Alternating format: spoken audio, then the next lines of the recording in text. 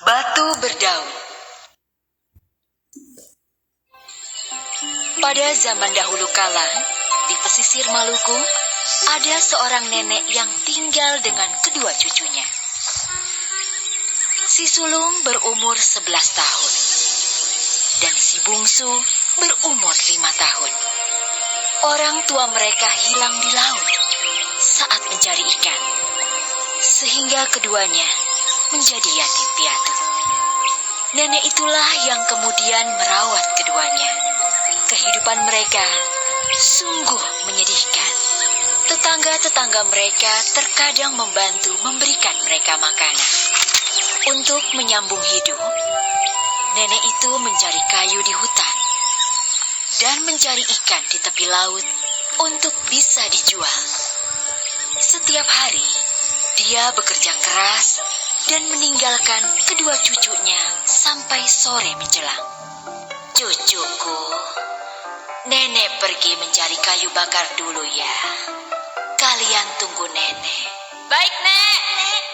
Kedua cucunya dengan sabar menunggu neneknya dan baru bisa makan saat neneknya pulang. Suatu hari, si nenek berkata kepada kedua cucunya, "Cucu-cucuku, mari kita ke pantai. Bulan ini musim kepiting. Mari kita cari kepiting-kepiting, supaya kita bisa makan enak hari ini." Kedua cucunya menyambut dengan gembira. Mereka pun berjalan bersama menuju pantai dengan penuh sukacita. Betapa bahagianya si nenek melihat kedua cucunya riang gembira. Mereka melupakan rasa lapar mereka sejenak.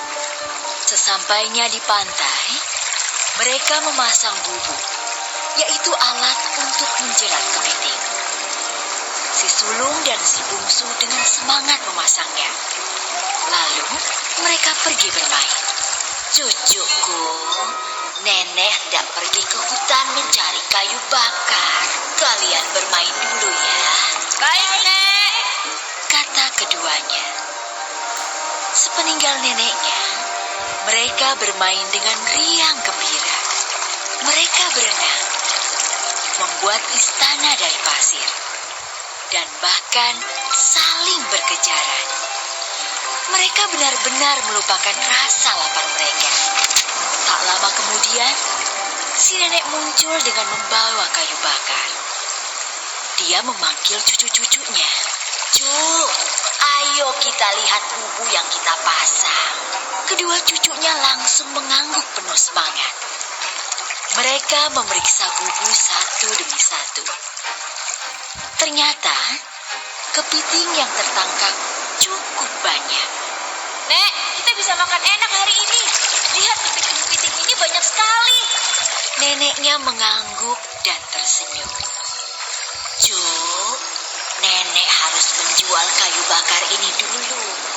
Kalian pulang dan masaklah semua kepiting ini. Kalian boleh makan dulu. Tapi ingat, sisakan kaki-kaki kepiting itu untuk nenek." Baik, Nek. Ingat, jangan kalian langgar perintah nenek. Iya, Nek. Kedua cucu nenek itu segera pulang dengan gembira. Mereka memasak kepiting-kepiting itu dan memakannya dengan sepiring nasi sisa kemarin. Enak sekali ya, Kak. Sesuai perintah neneknya, mereka menyisakan kaki-kaki kepiting untuk neneknya.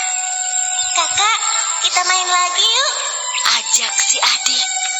Mereka pun bermain di sekitar rumah. Setelah bermain, si bungsu merasa lapar lagi. Dia pun masuk rumah dan si kakak menyusul adiknya. Dia melihat adiknya hendak mengambil kaki-kaki kepiting itu. Adik, apa yang kau lakukan? Si adik memandang kakaknya dengan penuh harap. Kakak, aku lapar. Jangan, itu sisa makanan buat nenek. Tapi Kak, aku lapar sekali. Em, Kalau begitu, ayo kita main lagi supaya kamu lupa dengan rasa laparmu. Kemudian si bungsu mengangguk. Lalu mereka bermain lagi. Sore hampir datang. Namun si nenek belum juga pulang. Si adik menjadi resah. Dia tidak kuat menahan lapar. Dia pun lari ke dalam rumah. Di dalam rumah, si adik sedang menangis karena lapar. Kemudian si kakak bertanya, Kenapa kau menangis? Maafkan aku, Kak. Tapi aku lapar sekali. Jadi terpaksa aku mau makan kepiting itu. Tapi Dik, nenek belum pulang. Tolong, Kak.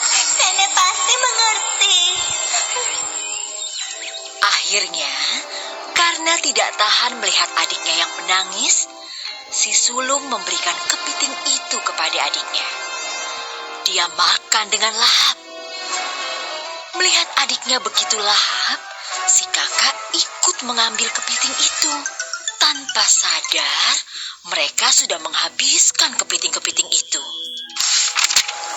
Kemudian nenek mereka pulang tanpa membawa uang. Kayu bakarnya belum laku. Perutnya sangat lapar.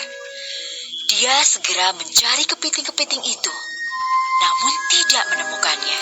Cuk, di mana kaki kepiting untukku? Maaf, Nek. Kami sudah memakannya. Hah? Kenapa kalian menghabiskannya? Bukankah tadi sudah nenek bilang agar kalian menyisakan kakinya untuk nenek?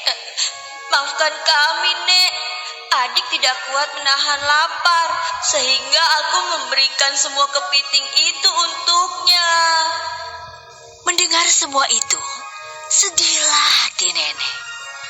Dia meninggalkan kedua cucunya dan pergi ke hutan. Di hutan itu ada sebuah batu besar yang mirip daun. Si nenek duduk di sana sambil menangis. Hari sudah gelap, namun nenek itu tetap di sana. Begitu sedih hatinya karena cucu-cucunya tidak menuruti perintahnya. Dia pun berkata pada batu berdaun itu, "Wahai batu berdaun, betapa sakit hatiku. Kedua cucuku tidak mau mendengarkan aku. Tidak ada gunanya aku hidup. Wahai batu berdaun, telanlah aku." Batu itu tidak bergerak. Sekali lagi nenek itu memohonkan permintaannya. Namun batu itu tetap tidak bergeming. Akhirnya pada permohonan yang ketiga, terbukalah batu itu. Dan si nenek tersedot ke dalamnya. Setelah menyedot nenek itu, batu itu segera terkatup kembali.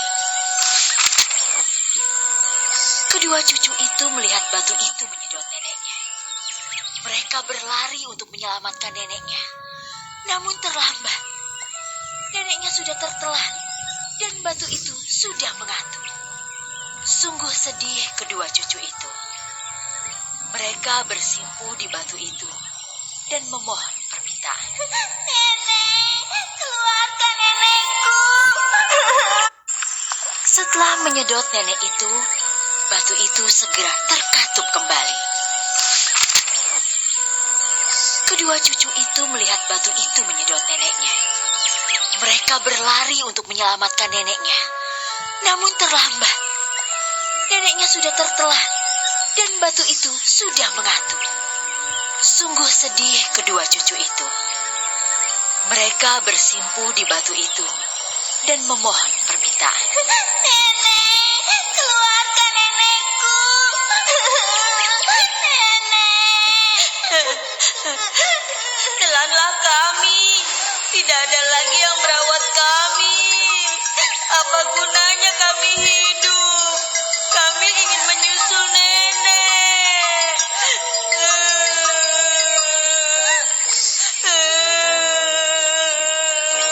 Mereka terus memohon, meraung, menangis, namun batu itu tidak bergerak. hingga mereka memukul-mukul batu itu. Maafkan kami sudah bersalah. Kami mohon ampun. Tolong kembalikan nenek kami. Mereka terus menangis sampai lelah. Hingga akhirnya mereka tertidur. Keesokan harinya, mereka ditemukan tetangganya yang kemudian merawat kedua anak sebatang kara tersebut dengan baik.